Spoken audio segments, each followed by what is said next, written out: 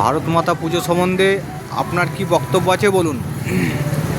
দেখুন, নেতাজি সুভাষচন্দ্র বোস ভারত মাতার পুজো করতেন, ডাক্তার শ্যামাপ্রসাদ মুখার্জি ভারত মাতার পুজো করতেন, গোপাল মুখার্জি তিনিও ভারত মাতার পুজো করতেন।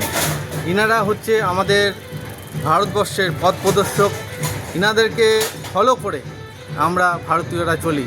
কিন্তু ইনারা ব্যক্তিগত জীবনে যে মহৎ কাজ করে গেছে, যে ভারত ভূমিকে, মাতৃভূমিকে মাতৃশক্তি হিসাবে তারা যে পুজো করে গেছে, মাতৃভূমির আরাধনা করে গেছে, সেইটা কিন্তু আমরা ভারতবাসীরা করি না।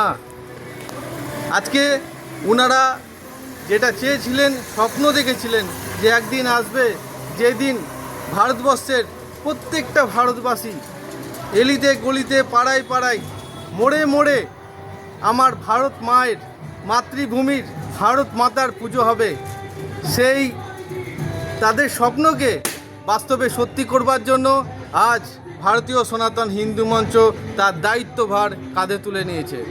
আজকে ভারতীয় সনাতন হিন্দু মঞ্চের পক্ষ থেকে গোটা রাজ্য জুড়ে প্রত্যেকটা জেলায় জেলায় প্রত্যেকটা এলাকায় আজকে গোটা রাজ্য জুড়ে ভারত মায়ের পুজো হচ্ছে। আগামী দিন আজকে আমরা এখানেও দেখতে পাচ্ছেন ভারত মাতার পুজো আমরা করেছি, গোটা রাজ্য জুড়েও হয়েছে। কিন্তু এর সঙ্গে আমরা আশাবাদী, এর সঙ্গে আমরা আশা রাখছি আগামী দিন এই বছর যা ভারত মাতার পুজো হয়েছে, আগামী বছরের থেকে অনেক বেশি হবে।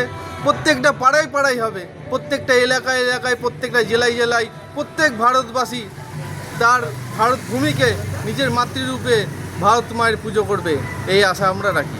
আপনার নাম? আমার নাম বঙ্কিম রায়, আমি ভারতীয় সনাতন হিন্দু মঞ্চের পশ্চিমবঙ্গ রাজ্য সভাপতি।